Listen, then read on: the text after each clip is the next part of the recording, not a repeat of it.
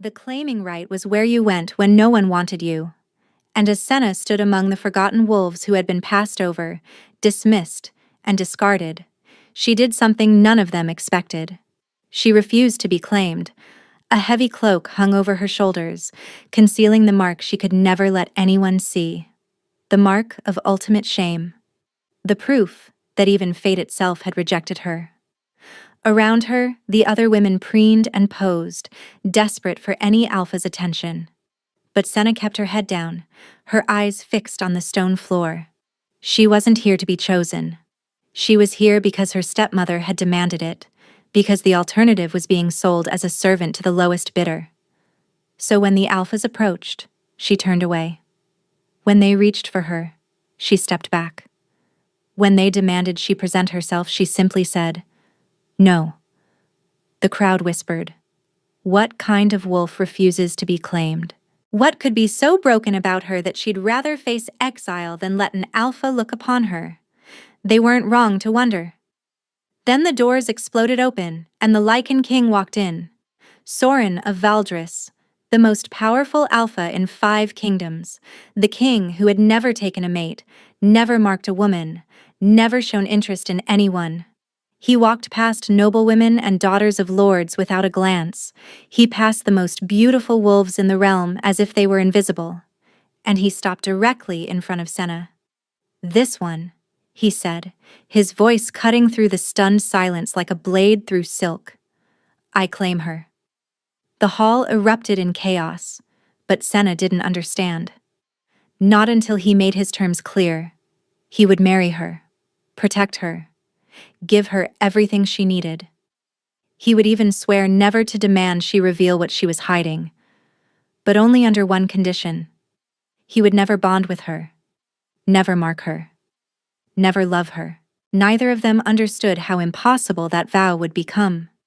The great hall of Valdris had been transformed for the claiming right. Torches lined the ancient stone walls, casting flickering shadows across the faces of the gathered crowd. The scent of desperation hung thick in the air, mingling with wood smoke and the bitter undertone of fear. Senna stood at the far end of the platform where the unclaimed wolves had been arranged, not in the center where the pretty ones positioned themselves, not near the front where the desperate ones pushed and preened. She stood in the shadows at the very edge, half hidden behind a stone pillar, as if hoping the darkness might swallow her entirely. The other women whispered among themselves, adjusting their gowns, pinching color into their cheeks. One sobbed quietly, her tears cutting tracks through powder that couldn't quite hide the lines around her eyes. Another stood rigid with her chin raised, a jagged scar running down her neck, defiance burning in her gaze despite everything. But it was Senna who drew the most whispers. Not because she was beautiful, not because she was hideous, but because no one could tell. She wore a heavy traveling cloak despite the warmth of the hall, the hood pulled forward just enough to shadow her features. Her hands remained hidden in the folds of the fabric. Only her boots were visible beneath the hem, worn leather that spoke of poverty and hard roads. "What's wrong with that one?" a merchant muttered to his companion, not bothering to lower his voice. "Must be deformed," the companion replied. "Or cursed. Why else would she hide?" Senna heard every word. She'd spent 23 years hearing words exactly like them. Runt. Weakling. Cursed. Broken. The words had stopped hurting years ago. Now they simply confirmed what she already knew. Near the edge of the platform, watching from the gathered crowd, stood her father. Severin hadn't acknowledged her, hadn't even looked in her direction. He stood with his wife, Senna's stepmother, and their daughter Odessa, a vision of golden curls and porcelain skin who kept glancing toward the platform with barely concealed satisfaction. This was their final revenge. Senna's stepmother had made that clear enough. "You'll be claimed by some minor alpha," she'd hissed that morning. "Some old widower looking for a servant to warm his bed, or you'll be passed over entirely, and we'll finally be rid of you." Either outcome suited them. Either outcome ended with Senna gone from their lives forever. The auctioneer droned on, calling forward wolves one by one, listing their bloodlines and qualities with the enthusiasm of a man selling lame horses at market. One by one, alphas claimed them. An elderly lord chose the crying woman. A scarred warrior chose the defiant one with the scar. The platform emptied slowly, steadily, until only a handful remained. Until only Senna remained. The last, the auctioneer announced, gesturing vaguely in her direction. Unknown bloodline, unknown qualities. She has refused to present herself for inspection. Murmurs rippled through the crowd. Refused. An alpha stepped forward then. Young, handsome, with the arrogant bearing of minor nobility. He approached Senna with a smirk already forming on his lips. "Well then," he drawled, "let's have a look at what you're hiding, little wolf." Senna lifted her head just enough to meet his eyes. "No," she said quietly. The alpha blinked, then laughed, certain he'd misheard. "No? You don't get to say no, runt. Present yourself." Senna felt every eye in the hall turn toward her, felt the weight of their judgment, their curiosity, and their disdain. And she thought of all the years she'd spent trying to be enough, trying to prove she was worthy of acceptance. Those years were over. I said no. Her voice came stronger now. "I don't choose you. I don't choose any of you. I would rather be exiled than let one more alpha look at me like I'm livestock to be purchased." Silence crashed through the hall. The alpha's face twisted with fury. He reached for her, ready to tear the cloak from her shoulders himself. And then the doors burst open. Every head turned. Every conversation died. Even the torches seemed to dim as a presence rolled into the hall, a power so absolute that it made the air itself feel heavier. The Lycan king had arrived. Sorin of Valdris walked into the hall as if he owned not just this castle, but every stone, every soul, every breath within its walls. Because he did. He was tall, impossibly tall, with hair as black as a moonless night that fell past his shoulders in a cascade of dark silk. His features were carved from shadow and stone, beautiful in the way a blade was beautiful, sharp and dangerous and utterly without mercy. His eyes were the color of winter ice, pale blue so light they seemed almost silver in the torchlight. And those eyes held nothing, no warmth, no curiosity, no humanity at all. The alpha who had been reaching for Senna stumbled backward, nearly falling in his haste to bow. All around the hall, wolves dropped to their knees. All except Senna, who stood frozen, staring at the king who had materialized from her nightmares. "Continue," Sorin said. The auctioneer stammered something incomprehensible. "I said continue." The king began walking. Not toward the throne, not toward the gathered nobles, toward the platform, toward her. His footsteps echoed through the silence like a death knell. He passed Odessa without a glance, though she had positioned herself perfectly in his path, her golden beauty displayed like a prize to be won. He passed daughters of lords and ladies, noble women who had traveled weeks for a chance to catch his eye. He stopped directly in front of Senna. For a long moment he simply looked at her. At the cloak that hid her face, at the shadows that concealed her shame. His expression revealed nothing. And then, in a voice that carried to every corner of the hall, cold and final and absolutely certain, he spoke. "This one. I claim her." The hall erupted. Senna couldn't breathe.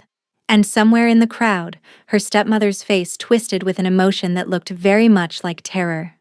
The carriage moved through the darkness like a ship through storm waters, swaying gently as it climbed the winding road toward the palace. Senna sat rigid against the velvet cushions, her hands clasped so tightly in her lap that her knuckles had gone white. Through the small window, she could see the castle rising against the night sky. Obsidian towers piercing the stars. Walls that had stood for 1,000 years, dark and imposing and utterly unlike anything she had ever known. She should be terrified. She was terrified. But beneath the fear, something else had taken root. relief. In that hall, surrounded by wolves who had spent her entire life making her feel worthless, the most powerful alpha in existence had looked at her and spoken words no one had ever spoken before. I claim her. Not because she was beautiful. He hadn't even seen her face. Not because of her bloodline. He didn't know her name. He had chosen her for reasons she couldn't fathom, and somehow, impossibly, that mystery felt safer than any certainty she had ever known. The carriage stopped. A guard opened the door, offering his hand with more respect than anyone had ever shown her. Senna took it with trembling fingers, stepping down onto smooth stone that gleamed in the torchlight. The palace loomed above her, massive and ancient and somehow alive, as if the stone itself was watching her approach. "This way, my lady," the guard said. My lady. The words sounded foreign, wrong. She was no lady. She was the runt, the cursed one, the wolf who had been rejected by her own fated mate. But she followed anyway, through corridors that seemed to stretch into eternity, past tapestries depicting battles and coronations and wolves running beneath silver moons. Servants bowed as she passed, their faces curious but not cruel. No one sneered. No one whispered insults they thought she couldn't hear. When had anyone last looked at her with simple curiosity instead of disgust? They stopped before a heavy wooden door bound in iron. "The king will see you now, my lady." Senna's throat went dry. But she had spent her whole life being afraid, and fear had never saved her from anything. So she stepped through the door and into whatever awaited her on the other side. The room was a study. Bookshelves lined every wall, climbing toward a ceiling lost in shadow. A fire burned low in an enormous hearth, casting dancing light across a desk covered in maps and documents. The air smelled of old paper and pine and something else, something cold and sharp, like the first breath of winter. And standing by the window, backlit by the pale glow of distant stars, was the Lycan King himself. He turned at her entrance, and Senna felt the cold radiating from him like a physical force, not figuratively, actually, physically cold, as if winter lived inside him and was slowly spreading outward. She dropped into a curtsy, her cloak shifting around her. "Your Majesty." "Rise." His voice was exactly as she remembered, controlled, distant, empty of any warmth whatsoever. She straightened, her heart pounding so hard she was certain he could hear it. Through the shadows of her hood she studied him, the sharp lines of his jaw, the winter-pale eyes that passed over her without interest. He looked at her the way one might look at a piece of furniture, something present, something functional, nothing more. Strangely, it was comforting. "Your Majesty," Senna began, her voice barely steady, "I have to warn you. Before you decide anything else, you should know what I am, what I'm hiding. If you'd just let me explain." "No." The words stopped her cold. "Your Majesty?" Soren turned fully toward her, and for the first time, she saw something flicker in those frozen eyes. Not curiosity, not interest. Something closer to exhaustion. "You hide yourself. I assume you have reasons. I don't need to know them. I don't want to know them. Whatever shame you carry, whatever secret, it doesn't concern me." Senna stared at him. "But you'll be marrying me. Shouldn't you at least know?" "I'll be marrying a stranger," he cut in. "That was always the intention. I chose you precisely because you were hiding, because you clearly want to remain unseen." He paused, studying her shadowed form. "If you wish to keep your secrets, then keep them. I will never demand you reveal yourself. I will never look upon whatever you conceal." Her mind reeled. This couldn't be real. This had to be some elaborate cruelty, some trap she couldn't yet see. "Why?" The word escaped her before she could stop it. "Why choose me?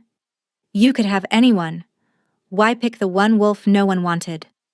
For a long moment, Soren didn't answer. The fire crackled in the silence. "Because I wanted a wife who would ask nothing of me," he said finally, and who would expect nothing in return. The marriage will be a contract. Nothing more. You will have my protection, my name, my wealth. You will live in comfort. You will want for nothing. And in return, you will give me heirs. You will appear at official functions when required. Beyond that, we will not share a life. We will not share a room. We will not dine together or spend time together. His eyes met hers through the shadows. And I will never bond with you, never mark you, never love you. Is that understood? The words should have hurt, should have reminded her of every rejection she had ever suffered. But all Senna felt was a strange, desperate hope. No expectations, no demands. No one looking at her with disappointment when she failed to be enough. Just cold indifference, just safety. I understand, Your Majesty, she said quietly, and I accept your terms. Something shifted in his expression. Surprise, perhaps, as if he had expected her to weep, or protest, or demand something more. Very well. He moved toward the door, clearly considering the conversation finished. The wedding will take place in 3 days. Servants will attend you. If you wish them to be blind so none may look upon you, it will be arranged. Senna's breath caught. You would do that? He paused at the door, not quite looking back. You accepted my terms without complaint. The least I can do is honor yours. Then he was gone. Senna stood alone in the fire-lit study, trembling. She should refuse this. Should run back to her father's house, back to the familiar misery she understood. But then she remembered her stepmother's hatred, her father's cold indifference. The mark on her shoulder that had destroyed everything, that had branded her as rejected by fate itself. The Lycan king looked at her with nothing. No hatred, no disgust. Not even curiosity. Just cold, careful distance. And somehow, that nothing felt like mercy. Cold over cruelty, she thought, touching the cloak at her throat. I'll choose cold over cruelty every single time. The council chamber was vast and ancient, its stone walls lined with banners depicting the royal lineage of Valdris. Morning light streamed through tall windows, cold and pale, illuminating a long table where the most powerful figures in the kingdom had gathered to witness an impossibility. The Lycan king was taking a mate. Senna walked between 2 guards, her cloak still firmly in place, her face still hidden in shadow. She could feel the weight of every stare, hear the whispered speculation that followed her like a shadow. Is that her? Why won't she show her face? The king could have anyone. Why choose damaged goods? Perhaps she's bewitched him. Perhaps it's some kind of dark magic. She ignored them all. She had learned long ago that other people's words only had power if you let them. The guards stopped, and Senna found herself at the threshold of the council chamber. Inside, she could see them gathered around the table. Advisors in formal robes, lords with calculating eyes. And at the far end, barely looking at her, sat someone who made her blood run cold. Her father. Severin had aged in the years since he'd handed her off to her stepmother. More gray in his hair, more lines around his mouth. But those cold, dismissive eyes were exactly the same. And beside him, watching with barely concealed fury, stood Odessa. Lady Senna, a guard announced. She stepped inside. The door closed behind her with a sound like a tomb sealing shut. The Lycan king sat at the head of the table, dressed in black as always, his pale eyes tracking her approach. He looked as cold and remote as the mountains beyond the palace, and somehow that steadiness calmed her racing heart. Sit. Soren gestured to the empty chair beside him. Senna sat. The whispers intensified. One of the advisors cleared his throat. Your Majesty, the marriage contract has been prepared according to your specifications. If you'd like to review the terms. The terms are straightforward. Soren picked up a document, scanned it briefly, then set it down. His gaze moved to Senna, to the shadow where her face should be. First and most importantly, I will never look upon you. Neither I nor anyone in my household, my court, or my kingdom will be permitted to demand you reveal yourself. Senna's breath caught. He was protecting her. In front of everyone. Is this agreeable to you? He asked. Before she could answer, her father surged forward. Your Majesty, I must object. Severin's voice carried the practiced smoothness of a politician, but beneath it, something desperate lurked. You don't understand what you're agreeing to. This girl, my daughter, she's not fit to be anyone's wife, let alone a queen. If you knew what she was hiding. I wasn't speaking to you. The words landed like a blade. Soren hadn't raised his voice, hadn't changed his expression. But the temperature in the room seemed to drop several degrees, and Severin went pale. I was speaking, Soren continued coldly, to my future queen. The silence that followed was absolute. Senna stared at the king, something warm and unfamiliar blooming in her chest. My future queen. No one had ever defended her before. No one had ever silenced her father's cruelty with 3 simple words. Is this agreeable to you? Soren repeated, as if her father hadn't spoken at all. Yes, Your Majesty. Her voice came out steady despite everything. More than agreeable. Thank you. The advisor shifted uncomfortably. Soren tilted his head slightly, studying her. Thank me? For what? For your kindness, Senna said simply. The word seemed to confuse him. His brow furrowed almost imperceptibly, as if kindness were a foreign concept he couldn't quite translate. The remaining terms, Soren said, returning his attention to the contract. You will provide heirs to continue the royal line. Beyond that duty, we will not share a life.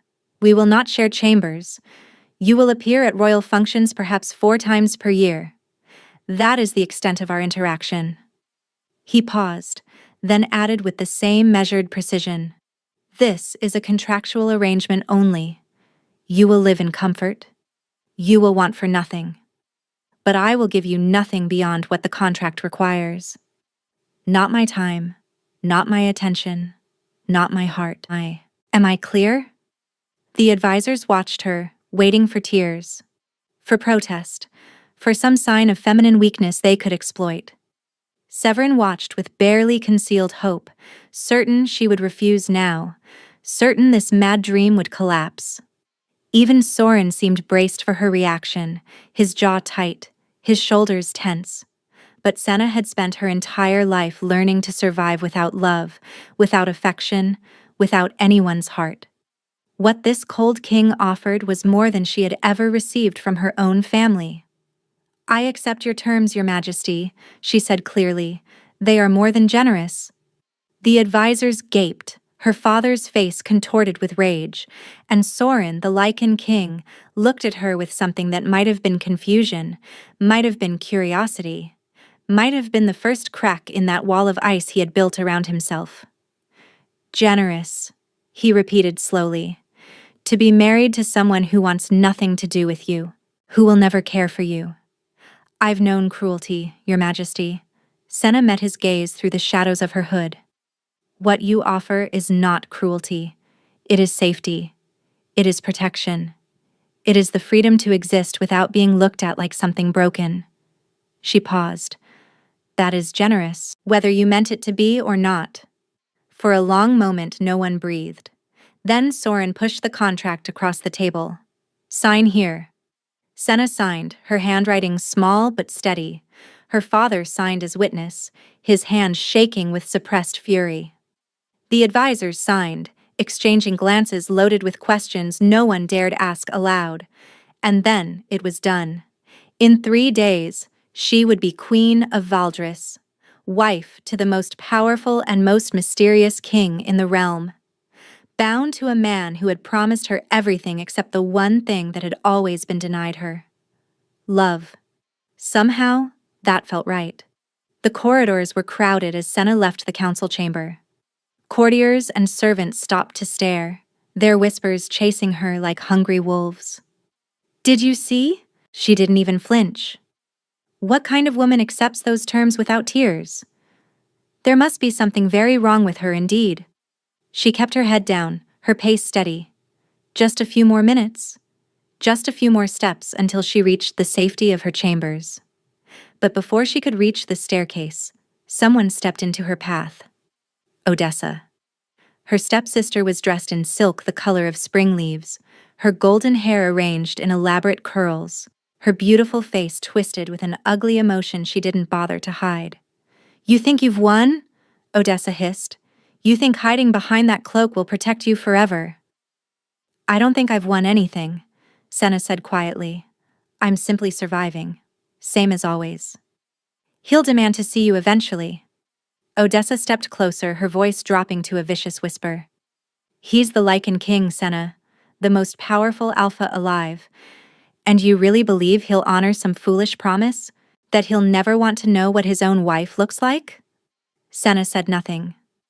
"And when he does look," Odessa continued, her smile turning cruel, "when he sees that mark on your shoulder, when he learns that you're a wolf so pathetic that your own fated mate rejected you in front of everyone, he won't just cast you aside, he'll destroy you." The words cut deeper than Senna wanted to admit. Because Odessa wasn't wrong. The mark on her shoulder, the mate mark that had appeared when she was 16 and had led to the most humiliating moment of her life. That mark was her greatest shame. The proof that even fate itself had made a mistake when it came to her. "He promised," Senna whispered. "He said he would never look." Odessa laughed, the sound sharp and brittle. "And you believed him? You stupid, naive little runt. Men like him don't keep promises. They take what they want. And when he takes one look at what you really are..." She leaned in, her breath hot against Senna's ear. "He'll wish he'd chosen me instead." Then she turned and swept away, leaving Senna standing alone in the corridor, her heart pounding, her hands trembling beneath her cloak. 3 days until the wedding. 3 days until she became queen. And somewhere in the back of her mind, a voice whispered what she already knew. Odessa was right.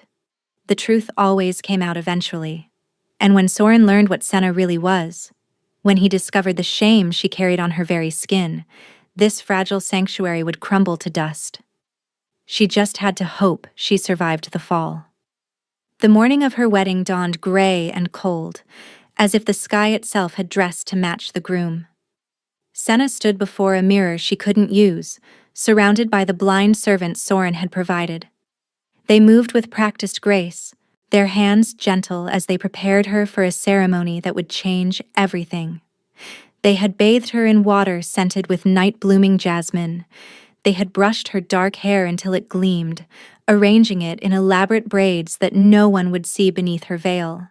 They had dressed her in silk, the color of moonlight, a gown that whispered against her skin with every breath, and through it all, not one of them had asked to see her face. Not one had questioned why their future queen refused to be looked upon. It was the kindest thing anyone had ever done for her. "My lady," the eldest servant said softly, "the carriage has arrived." Senna took a breath, then another. Her hands were steady as she pulled her cloak around her shoulders, as she settled the heavy veil over her features. Today, she would become a queen.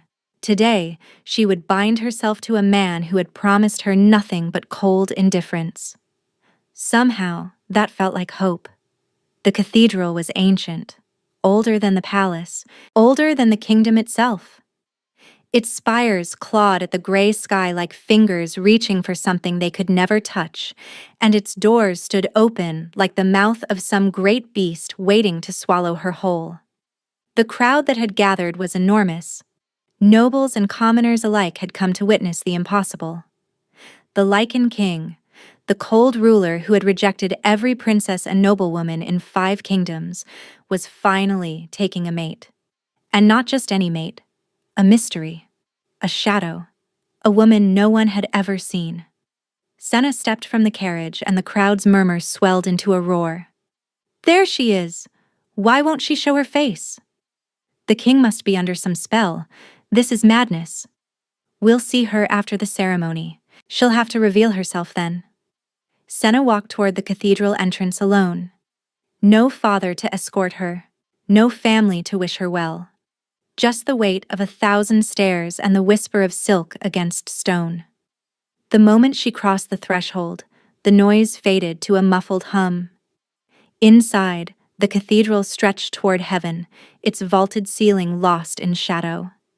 Candles flickered in iron sconces, casting dancing light across the faces of the assembled nobles. Every single one of them turned to stare. And at the end of the aisle, standing before the ancient altar, was Soren. He wore black. Of course he did, but this black was different. Formal and severe, emphasizing the breadth of his shoulders and the sharp angles of his face. He looked like something carved from obsidian and winter ice, beautiful and terrible and utterly unreachable. His pale eyes found her immediately. Senna began to walk. Each step felt like a mile. The whispers followed her like hungry shadows, speculation and judgment and cruel curiosity. Perhaps she's hideously scarred. Perhaps she's not even a wolf at all. The king has lost his mind. She ignored them. She had learned long ago that whispers only had power if you stopped to listen. When she finally reached the altar, Soren extended his hand. Senna took it and gasped. His skin was ice, not cold in the way of winter wind or mountain streams. Actually, genuinely ice, as if his blood had frozen in his veins and forgotten how to warm. Soren's eyes flickered, something passing through them too quickly to name. Awareness, perhaps. Or warning.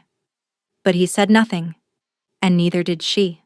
The priest began the ceremony, his voice echoing through the vast space. Senna barely heard the words. She was too aware of the frozen hand holding hers, too aware of the cold radiating from the man beside her like mist rising from a frozen lake. What was wrong with him? What could make a Lycan, a creature of heat and primal fire, feel like winter itself? Do you, Soren of Valdris, Lycan king, take this woman as your mate? The priest intoned. I do. His voice betrayed nothing. No hesitation, no regret, no warmth. And do you, Senna, take this man as your mate? I do. The priest smiled. Then speak your claiming vows and seal your bond. This was it. The moment when they would claim each other with words, since the physical claiming, the biting, the marking, would require Senna to reveal skin she couldn't reveal. Soren turned to face her fully. His ice-pale eyes found the shadow where her face should be. I claim you as mine, he said, his voice carrying through the cathedral. My wife, my queen, my mate. I vow to protect you, to provide for you, to honor the promises I have made. Something stirred inside Senna, her wolf, restless and uncertain, reaching toward him despite everything. I claim you as mine, she echoed. My husband, my king, my mate. I vow to stand beside you, to honor our agreement, to ask nothing of you that you have not offered freely. The priest beamed. Then by the ancient laws of our kind, I pronounce you mated. Your Majesty, you may reveal your queen to the realm. The cathedral went silent.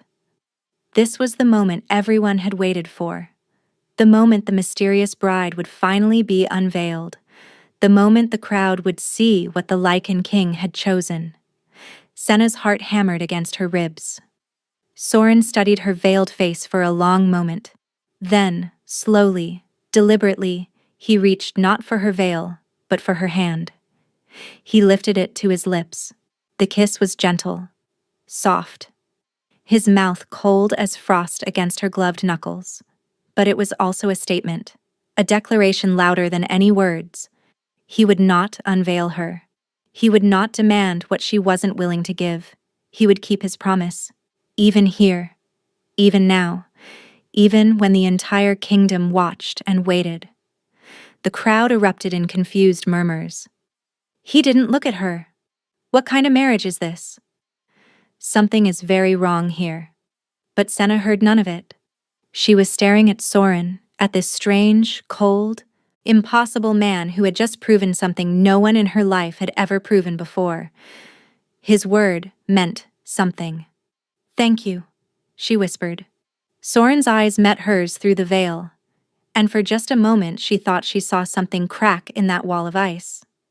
Then it was gone, and he was leading her back down the aisle, his frozen hand clasped around hers, and Senna realized with dawning wonder that she had just married the one person in the world who might actually keep his promises. Now she just had to survive the wedding night. The Queen's chambers were larger than any room Senna had ever occupied. Silk curtains framed windows that overlooked the moonlit gardens. A fire crackled in the hearth, filling the air with warmth and the scent of pine. The bed was enormous, draped in fabrics so soft they seemed woven from clouds, and Senna sat on its edge, trying to remember how to breathe. The blind servants had prepared her. They had bathed her in rose-scented water, brushed her hair until it fell in dark waves down her back, and dressed her in a nightgown so thin it felt like wearing moonlight. Then they had left her alone to wait for her husband. Her husband, who would come to her tonight to fulfill their contract. Her husband, who was made of ice and silence and promises he actually kept. 3 soft knocks echoed through the room. Senna's voice came out steadier than she felt. "Come in." The door opened and Soren stepped inside. He had changed from his wedding clothes. Gone was the formal black jacket, the severe lines of royal attire. He wore only a simple shirt, unlaced at the throat, revealing the strong column of his neck. His dark hair was loose, falling past his shoulders, and in the firelight he looked almost human, almost warm, almost. He closed the door behind him with a soft click. For a long moment, neither of them spoke. The fire crackled. The moonlight shifted. And Senna felt the weight of everything they were about to do pressing down on her like a physical force. "I brought something," Soren said quietly. He reached into his pocket and withdrew a strip of black silk. "A blindfold," he explained. "So that even accidentally, even in darkness, I cannot see what you wish to remain hidden." Senna stared at the silk in his hand, at the thoughtfulness of the gesture, at this cold, remote king who had thought of her comfort when no one else ever had. "You would wear that?" she whispered. "For me? I made you a promise." His voice was matter-of-fact, as if discussing something as mundane as the weather. "I intend to keep it." Something cracked inside her, something that had been frozen for years, protecting her from hope, protecting her from wanting things she could never have. "All right, say," she said softly. "Turn around." Soren turned. Senna rose from the bed on trembling legs and approached him. She had to rise on her toes to reach, had to step close enough that she could feel the cold radiating from his skin. Up close, she could see things the distance had hidden.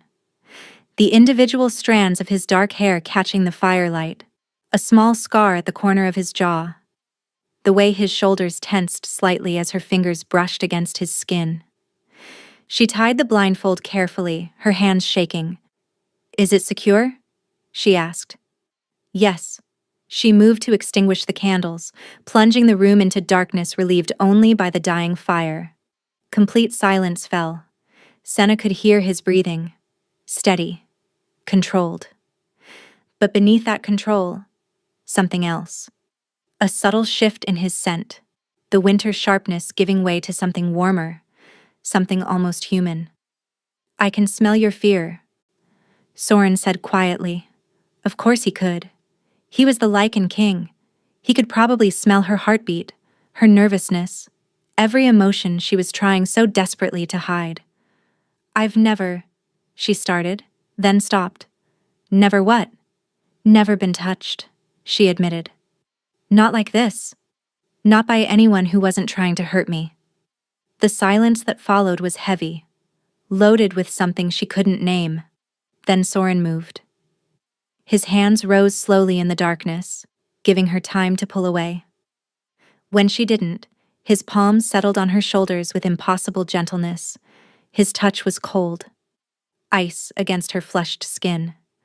But there was care in it, a tenderness she hadn't expected, hadn't dared to hope for. For a long moment he simply held her like that. His thumbs traced slow circles against her collarbones, soothing, steadying. "Tell me if you want me to stop," he murmured. "At any moment. For any reason. Tell me, and I will." Senna's throat tightened. When had anyone ever offered her that? When had anyone ever given her a choice? "I don't want you to stop," she whispered. His fingers slid beneath the thin straps of her nightgown. He paused, a question in the stillness. She made a soft sound of assent. The silk whispered down her body like water. Senna shivered, but not from cold. From anticipation. From the strange, terrifying newness of being touched by someone who wasn't trying to hurt her. She reached for him with trembling hands, finding the edge of his shirt. Her fingers fumbled with the fabric, pushing it from his shoulders, revealing skin that felt like winter marble beneath her palms. He was beautiful. She knew that without seeing him. She could feel it in the sculpted planes of his chest, the ridges of muscle along his stomach, the way his body tensed and relaxed under her exploration. When her hand settled over his heart, she felt it beating. Fast. Faster than his controlled demeanor suggested. "You're so cold," she breathed. "I know." Something in his voice shifted, something that sounded almost like pain. "Does it bother you?" "No." And it was true. His coldness wasn't cruel. It was simply part of him, like his pale eyes, like his dark hair, like the wall of ice he had built around his heart. "You're warm," he said, and there was wonder in his voice. So warm. His mouth found hers in the darkness. The kiss was gentle at first, exploratory. His lips were cool but soft, moving against hers with a patience that stole her breath. She had never been kissed before, and the sensation overwhelmed her completely, sweet and strange and perfect. Then the kiss deepened, and Senna forgot everything except his hands in her hair, his body pressing against hers, the way the cold of him and the warmth of her created something entirely new. He lifted her easily, carrying her to the bed, laying her down with such care that she felt precious, breakable, worth protecting. When he finally joined their bodies, there was pain, sharp and sudden. But he stilled immediately, his breath ragged against her neck. "Breathe," he murmured. "Just breathe. We'll go slowly." And they did. Slow and careful and unexpectedly tender. The cold of his skin and the heat of hers, the darkness that hid everything, the way his hands learned her body like a blind man learning Braille. By the end, Senna understood something she had never expected to learn. Intimacy wasn't just physical, it was trust. It was vulnerability. It was letting someone close enough to hurt you and believing they wouldn't. Afterward, they lay tangled together in the darkness, both trembling. Soren's arm was wrapped around her waist, his cold body pressed against her back. She could feel his heartbeat against her spine, still fast, still racing. "I should go," he murmured. The words shouldn't have hurt. This was their arrangement. Separate lives, separate rooms, nothing but contract and duty. But they did hurt, more than she wanted to admit. "Yes," she said quietly. "You should?" He didn't move. Minutes passed. The fire crackled lower. And still he held her, his breath evening out, his body gradually relaxing against hers. Just before sleep claimed her, Senna felt him press a kiss to her shoulder, cold lips against warm skin, gentle, almost reverent. "Thank you," he whispered, "for tonight." And then, finally, reluctantly, he slipped away into the darkness. Senna lay alone in the enormous bed, touching the place where his lips had been, wondering why a kiss that cold had made her feel so impossibly warm. The days that followed blurred together in a haze of wonder and confusion. Senna had expected Soren to keep his distance after that first night. He had been clear about their arrangement, contractual, separate, nothing more than necessary. But the next evening, as the sun set beyond the palace windows, a knock sounded at her chamber door. She opened it to find the Lycan king standing in the corridor, his expression unreadable, his hands clasped behind his back. "Your Majesty," she said, surprised. "Is something wrong?" "No." He seemed to struggle with something, his jaw tight. "I simply came to inquire after your health." He came to check on her. The realization bloomed in her chest like sunlight breaking through clouds. "I'm well, Your Majesty," she said softly. "Thank you for asking." An awkward silence stretched between them. Soren stood rigid in the doorway, clearly wanting to say something more but not knowing how. "Would you like to come in?" Senna heard herself ask. Something flickered in his pale eyes. Relief, perhaps, or something closer to hunger. "If you're not too tired." She stepped aside, and the Lycan king walked into her chambers as if entering enemy territory, cautious and alert, and trying very hard to pretend he wasn't. That night, they came together again. And the night after. And the night after that. Each time, Soren arrived at her door as the sun set. Each time, he wore the blindfold without complaint. Each time, he touched her with the same careful tenderness, as if she were something precious and fragile and infinitely worth protecting. And each time, when they lay tangled together afterward, he stayed a little longer before slipping away.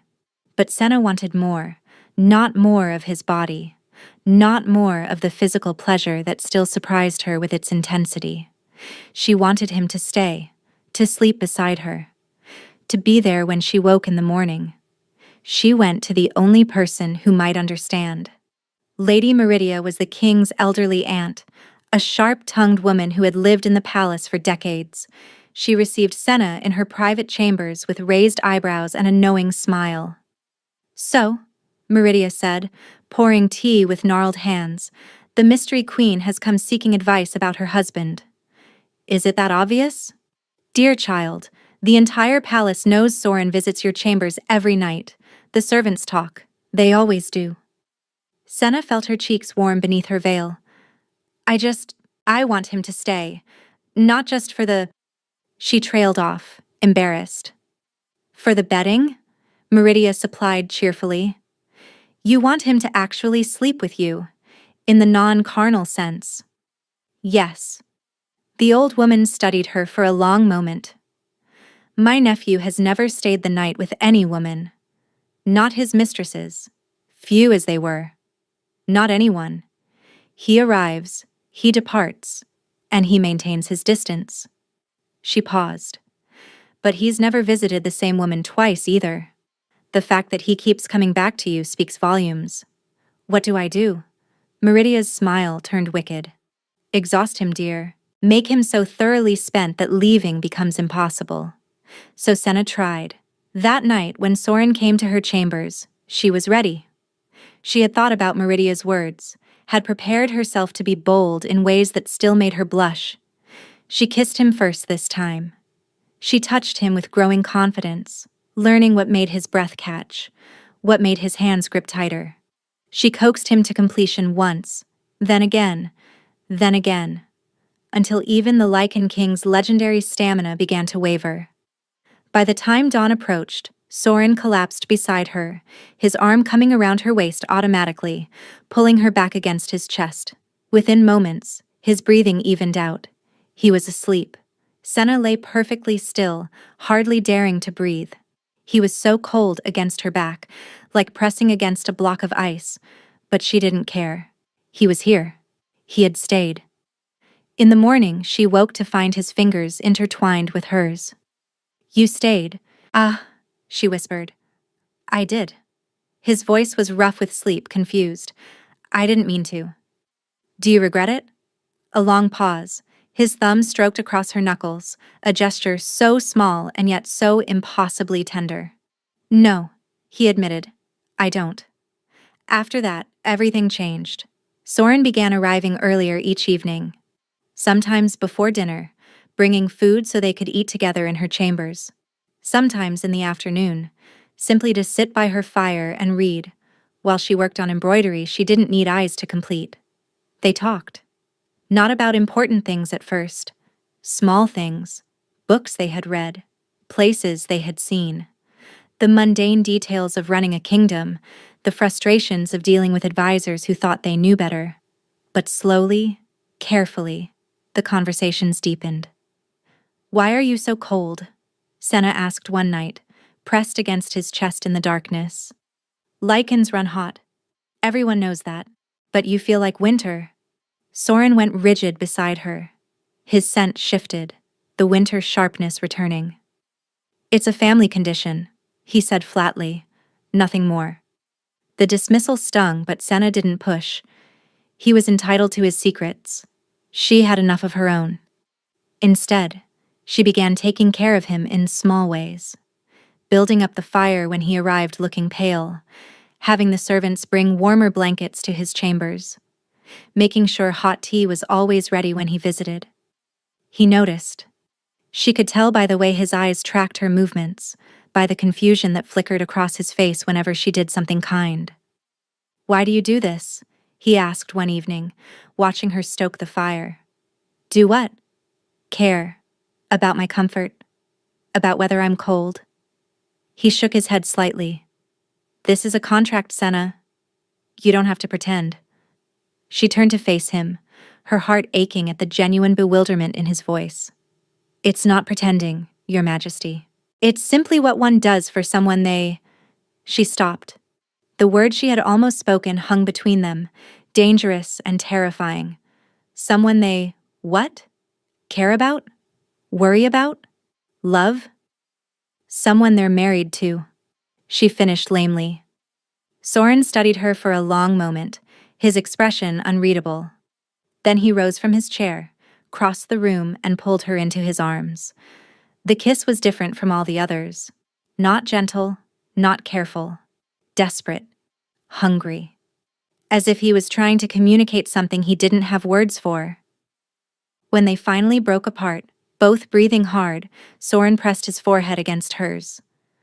"I don't understand you," he murmured. "I don't understand any of this." "That makes two of us," Senna whispered back. That night, he didn't leave at all. He slept beside her until dawn, and when he woke, he kissed her shoulder, her neck, her jaw. "I have council meetings," he said reluctantly. "I should go." "You should," she agreed. Neither of them moved. "Tonight?" he said finally, pulling away. "I'll come back tonight." He did. And the night after that. And the night after that. The mate bond was forming. Senna could feel it, a thread connecting them that grew stronger with every touch, every conversation, every night spent tangled together in the darkness. She was falling in love with him. Not with the Lycan king. Not with the power or the palace or the crown. With him. With Soren. With his rare smiles and his unexpected kindness and the way he held her like she was something worth protecting. But beneath the growing warmth, fear still lurked. Because she still wore her cloak, still hid her face, still carried the mark on her shoulder that would destroy everything when he finally saw it. And Odessa's words echoed in her mind like a prophecy she couldn't escape. "When he sees what you really are, he'll wish he'd chosen me instead." The truth was coming. Senna could feel it approaching like a storm on the horizon. She just had to hope their bond would be strong enough to survive it. 2 months had passed since the wedding, and Senna had never been happier. She woke each morning to find Soren beside her, his cold arms wrapped around her waist, his breath stirring her hair. She spent her days wandering the palace gardens, reading in the vast library, learning the rhythms of her new life as queen. And every evening, without fail, her husband came home to her, not because of duty, not because of contract. Because he wanted to. She could feel it in the way he looked at her, in the way his hands found hers automatically, in the way he whispered her name in the darkness like a prayer he hadn't meant to speak aloud. The mate bond between them had grown into something powerful and undeniable. Senna felt it constantly now, a golden thread connecting her heart to his. When he was happy, she felt warmth spread through her chest. When he was troubled, she felt the echo of his worry like a shadow across her soul. He loved her. He hadn't said the words. Neither had she. But they both knew. It was there in every touch, every glance, and every moment they stole together between the demands of ruling a kingdom. "You're thinking again," Soren murmured one morning, pulling her closer. "I can feel it through the bond." "Good thoughts," Senna assured him. "Happy thoughts." Mmm. He pressed a kiss to her shoulder and she shivered at the cold touch of his lips. "Tell me. I was thinking that I never expected this. Any of this." She turned in his arms, pressing her palm against his chest, feeling his heart beat steady beneath the ice of his skin. "I thought I would spend my life being unwanted, being invisible. And then you walked into that hall and chose me." "I chose wisely," he said quietly. "More wisely than I knew." Senna's heart swelled. She wanted to tell him everything, wanted to remove the veil, show him her face, explain the mark on her shoulder and trust that he would love her anyway, but fear still held her tongue. "Not yet," she told herself, "just a little longer, just until she was sure." "There's something I need to tell you," Soren said suddenly, his voice shifting. Senna tensed. "What is it?" "The council has been pressuring me about heirs." He pulled back slightly, and even in the darkness she could feel his gaze on her face. "They want to know when you'll be with child." Relief flooded through her, followed immediately by something else, something that made her breath catch. "Actually," she said slowly, "there's something I need to tell you about that." Soren went very still. "What do you mean?" Senna took his hand and pressed it gently against her stomach. "The healers confirmed it yesterday," she whispered. "I'm pregnant." For a long moment, he didn't move, didn't breathe. Then his hand trembled against her belly, and his scent exploded around her. Joy and wonder and something close to fear all tangled together. "You're certain?" "Yes." "We're having a child." "Yes." He pulled her close, burying his face in her hair, his whole body shaking. She had never felt him lose control like this, had never felt the walls around him crumble so completely. "Thank you," he murmured against her throat. "Thank you, Senna. Thank you." She held him as he trembled, as the cold of his body slowly warmed against hers, and she tried to ignore the fear that whispered beneath her joy. "He has what he needs now, an heir. Will he still want me?" But Soren didn't pull away. If anything, he became more devoted. He arrived earlier each evening, staying later each morning. He made plans for the nursery, discussed names, talked about what they would teach their son or daughter. For the first time in her life, Senna began to believe that maybe, just maybe, she had finally found a place where she belonged. Then the letter arrived. It came on a gray morning 3 weeks later, delivered by a messenger wearing the colors of her father's house. Soren was in council meetings, and Senna sat alone in her chambers when the servant brought it to her. She recognized her father's seal immediately. Her hands shook as she opened it. Her eyes scanned the words once, twice, 3 times, unable to process what she was reading. "Your stepmother has fallen ill. She asks for you. She wishes to make amends before she dies. Please come." Severin Senna stared at the letter, her heart pounding. Her stepmother had never been kind to her, had never shown her anything but cruelty and contempt. Why would she want to make amends now? It had to be a trap. It had to be. But what if it wasn't? What if Vivian was truly dying and Senna refused to come, and she spent the rest of her life wondering what might have been said? She touched her stomach gently. She was going to be a mother. Perhaps it was time to let go of old wounds. Perhaps it was time to forgive. "I'll go. See," she told the servant. "Tell my husband I'll return before nightfall." It was the worst decision she had ever made. The Ashford estate looked exactly as Senna remembered it. Gray stone walls covered in dying ivy, windows like empty eyes staring down at her. The place where she had spent years being told she was nothing, worth nothing, deserving of nothing. She should have turned back.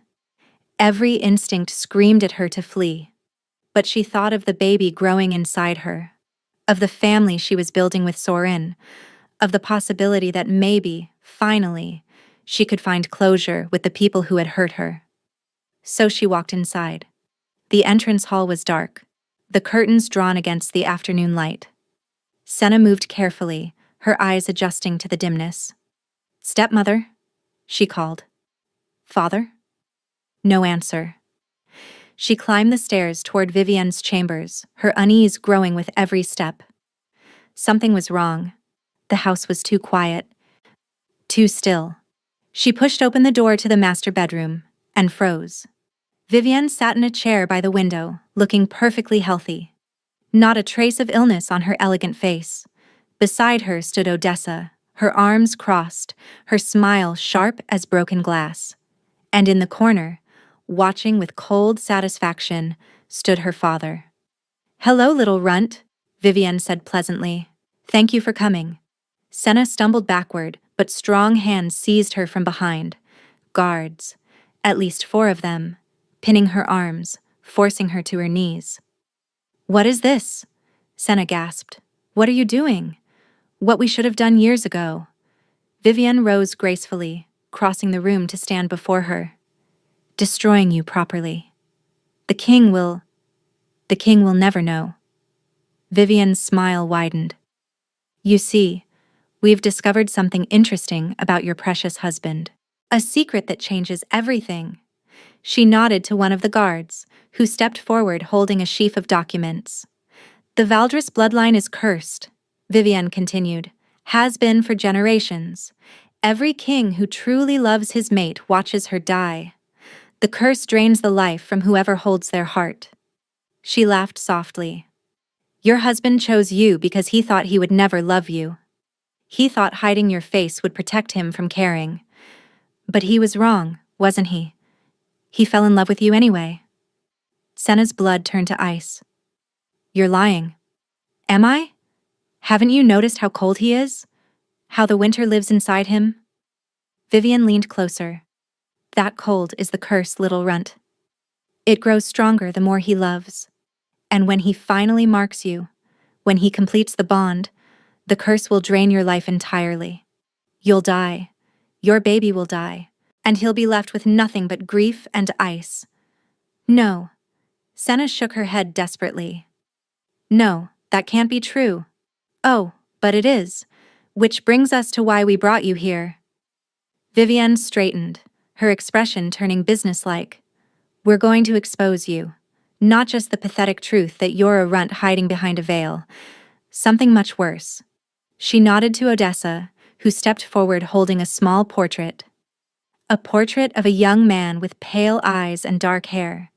A man who looked almost exactly like Soren, but younger, softer. "Do you recognize him?" Odessa asked sweetly. "You should. He was your fated mate." Senna's world tilted. "Prince Calum," Odessa continued, "the king's younger brother. The man who took one look at you at your first claiming ceremony and rejected you publicly. The man who died 3 days later under mysterious circumstances." "I didn't," Senna started. "Of course you didn't." Vivienne's voice was silk over steel. "We know you didn't kill him, because we did." Silence crashed through the room. "What?" Senna whispered. Vivienne smiled, cold and triumphant. "Calum and I were lovers, had been for months. He was going to claim me, leave his position, and run away with me. But then his wolf recognized you as his fated mate, and suddenly everything changed. He was going to choose you, a pathetic, worthless runt." Her voice hardened with old fury. "So I gave him a choice. Reject the runt publicly, humiliate her so thoroughly she'd never recover, and I would let him live. He agreed. He rejected you at the claiming ceremony, left that beautiful mark of shame on your shoulder. Senna felt tears streaming down her face. Then why did he die? Because he regretted it. Vivian's eyes glittered with malice. 3 days later, he came to me saying he'd made a mistake. That the bond was too strong. That he was going to go back to you and beg your forgiveness. She shrugged elegantly. So I poisoned him, made it look like a curse, made sure everyone believed the rejected little runt had killed her mate out of spite. Senna couldn't breathe, couldn't think. All these years, all the hatred, the shame, the belief that she was cursed, that she had somehow caused Caleb's death. And it had been Vivian all along. Why are you telling me this? She managed. Because you're going to die here today, and I want you to know the truth first. Vivian gestured to the guards. We're going to kill you, hide your body, and tell the king you ran away. That you couldn't bear the shame of what you were hiding. He'll believe it. Everyone will believe it. And then Odessa will comfort him in his grief. And eventually, she'll take your place. No, Senna gasped. Please, I'm pregnant. Please don't. Vivian's hand cracked across her face. Did you think that would save you? Your death will break the curse's hold on him, you stupid girl. We're doing him a favor. She nodded to the guards. Take her to the cellar. Make it clean. The guards hauled Senna to her feet, and then the door exploded inward. Soren stood in the doorway, his eyes blazing with a fury so cold it burned. Behind him, royal guards poured into the room, swords drawn. Get away from my wife, the Lycan king said, his voice barely human. Vivian stumbled backward. How? The bond. Soren stalked forward, and the temperature in the room plummeted. Ice began forming on the windows, on the walls, spreading outward from him like a living thing. I felt her terror. I felt her pain. And I followed it straight to you.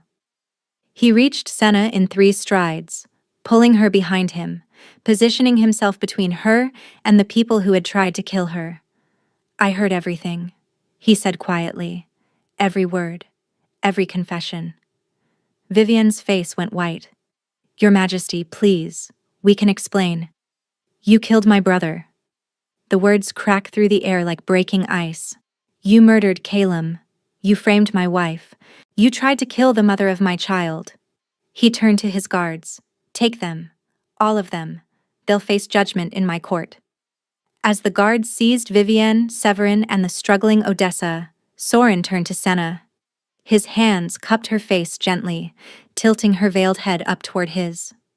Are you hurt? He demanded. No, I'm... Her voice broke. Soren, what she said about the curse, is it true? His expression shattered. Senna, is it true? Will loving you kill me?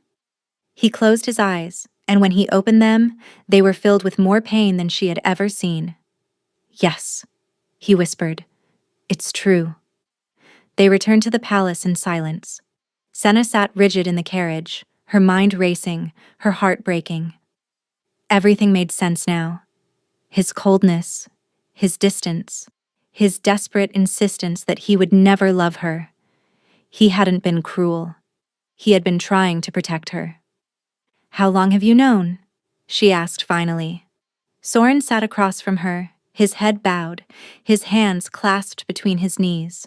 He looked defeated in a way she had never seen before. Always, he said quietly. My mother died when I was 7. My father loved her too much, and the curse took her. I watched it happen. Watched the life drain out of her day by day until there was nothing left. His voice cracked. That's why I swore I would never love anyone, never mark anyone, never let the curse take another person I cared about. I chose you because you were hiding, because I thought if I couldn't see you, couldn't know you, I would never truly love you. But you do. Senna's voice was barely audible. Love me. More than I've ever loved anything. He looked up at her, and tears were streaming down his face. More than my own life. And that's why you need to leave me. Take our child. Run as far as you can. The bond isn't complete. I haven't marked you yet. If you go now, maybe. No. The word cut through his desperate planning. Senna, you don't understand. If I mark you, if I complete the bond, the curse will kill you. I won't let that happen. I can't. I said no.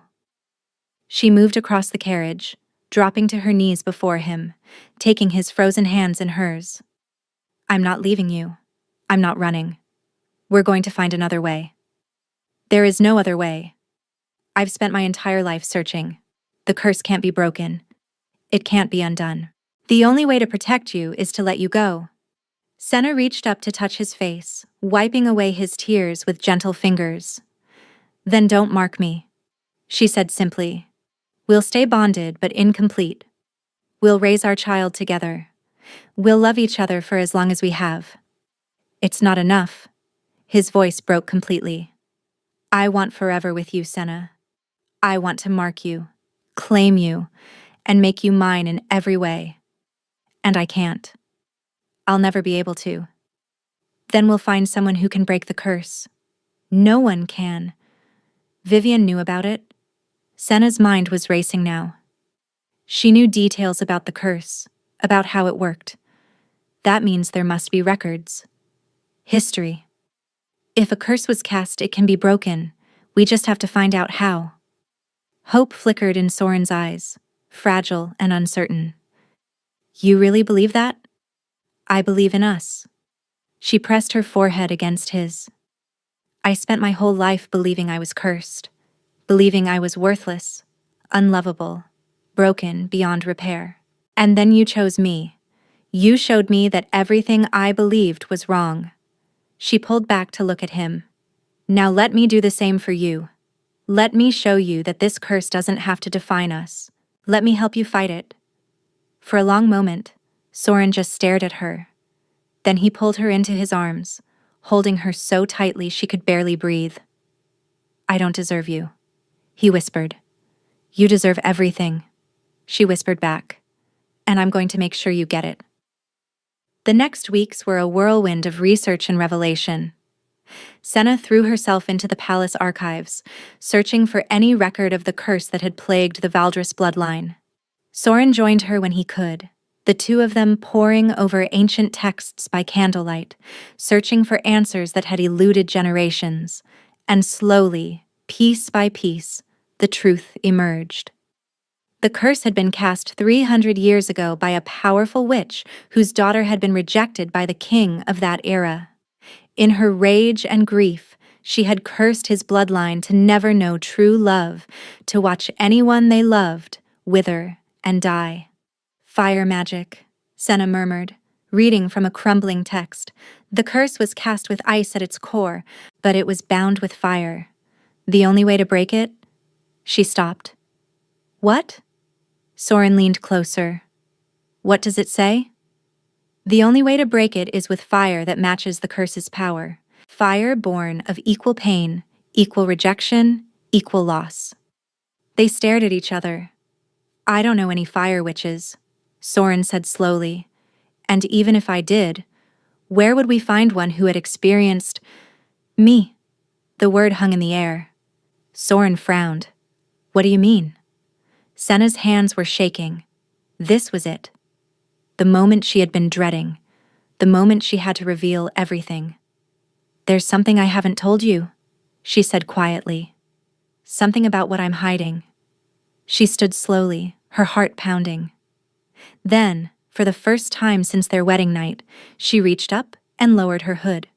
Soren's eyes widened, not with disgust, not with horror, with wonder. You're beautiful, he breathed. Look closer. She turned, pulling aside the collar of her dress to reveal her shoulder. Look at what I really am. There, stark against her pale skin, was the mark, the mate mark that had scarred when Calum rejected her. And around it, barely visible, lines of faded silver that traced across her skin like frozen lightning. The rejection mark, Soren whispered. But those other marks? I didn't know what they were until now. Senna's voice trembled. But I think I understand. When Calum rejected me, something happened.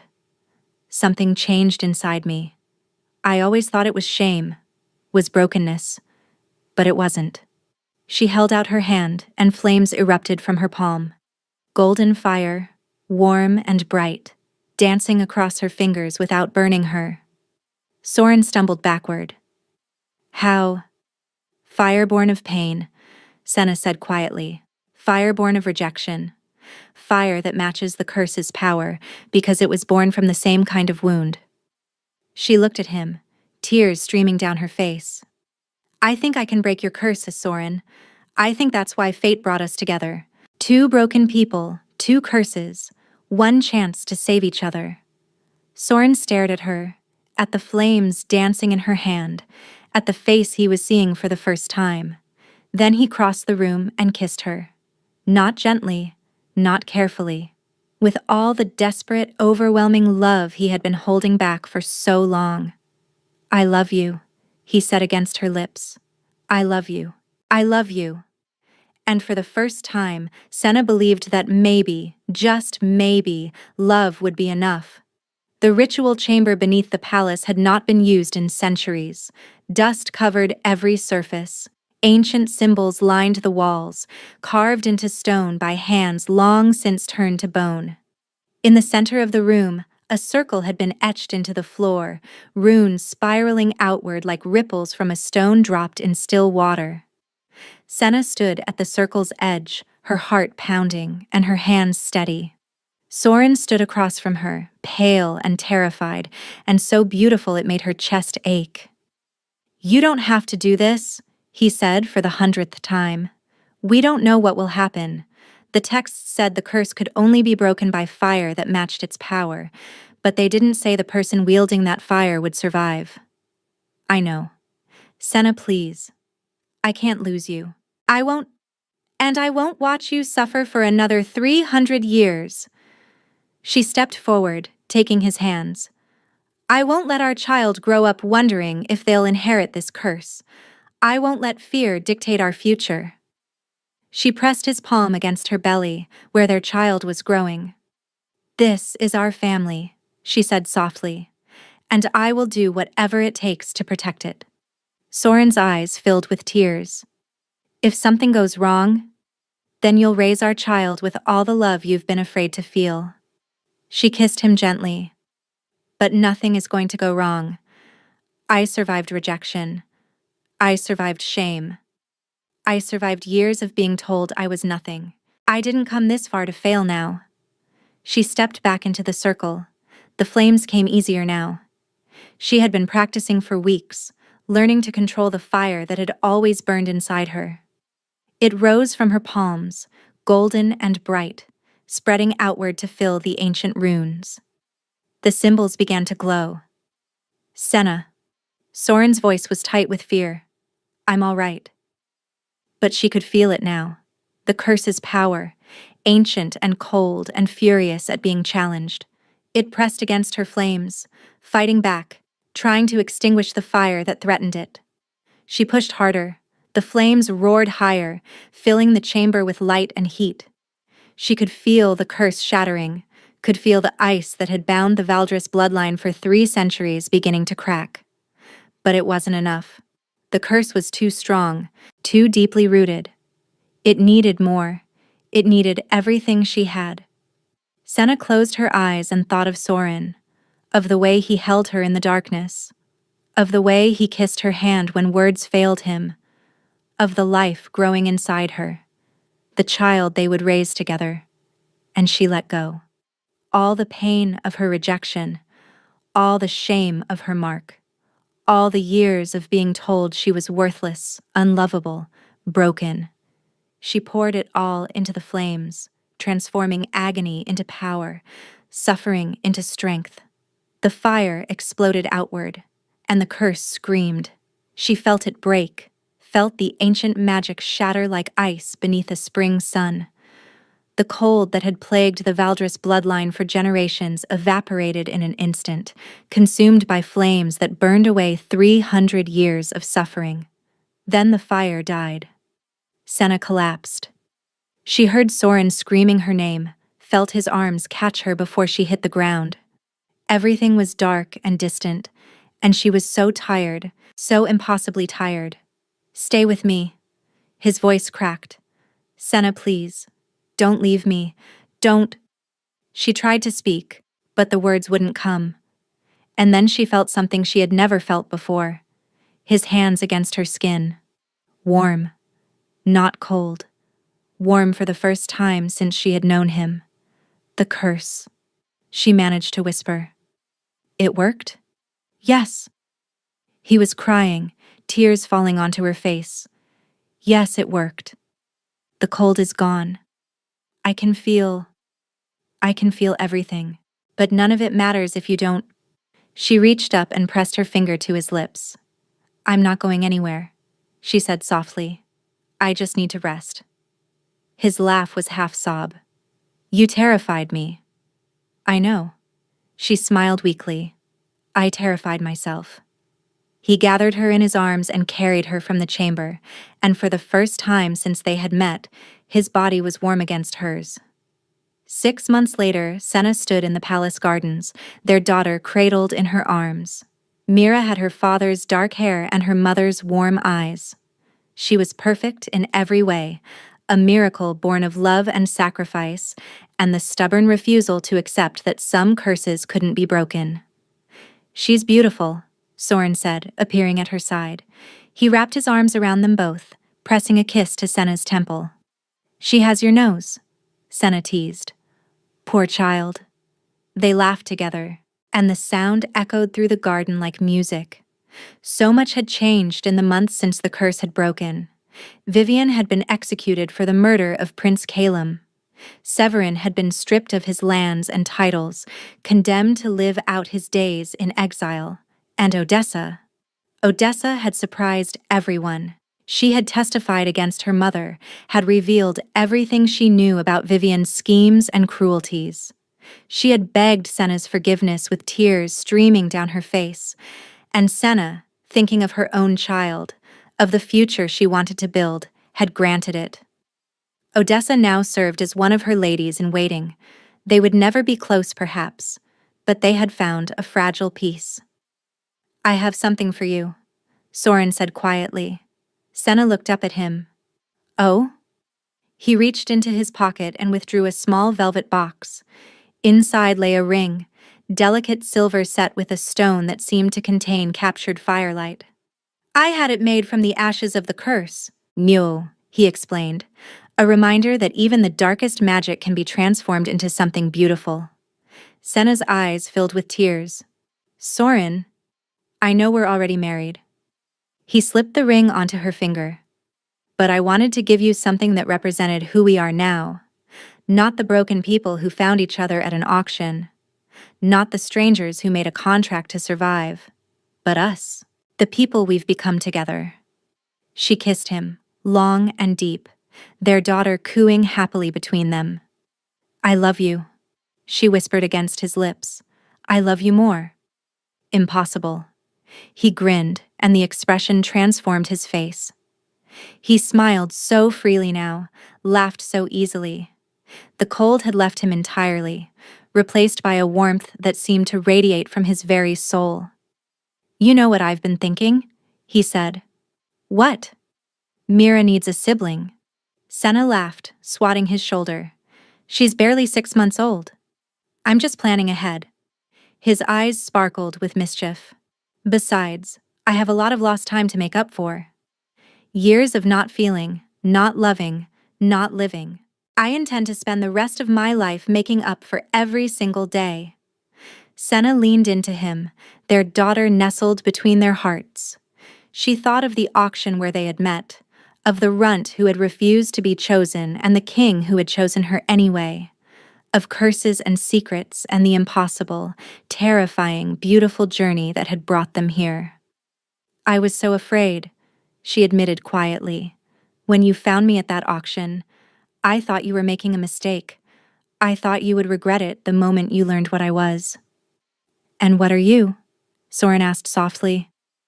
"A runt, a rejected mate, a woman with too many scars and too much shame." He tilted her chin up, forcing her to meet his eyes. "You want to know what I see when I look at you?" he said. "I see the woman who stood in a room full of wolves and refused to be claimed.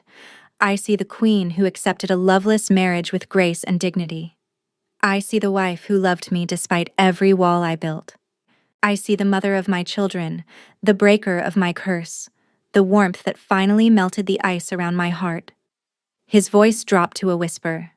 "I see everything, Senna, and I love all of it." She buried her face in his chest, tears streaming down her cheeks. Happy tears. Finally, blessedly happy.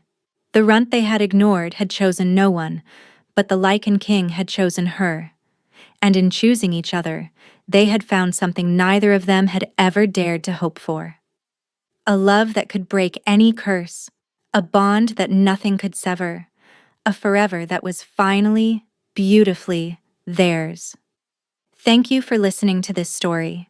If you enjoyed it and would like to support the channel, please like, subscribe, and leave a comment letting me know your thoughts. I read every single one, and they mean more than you know.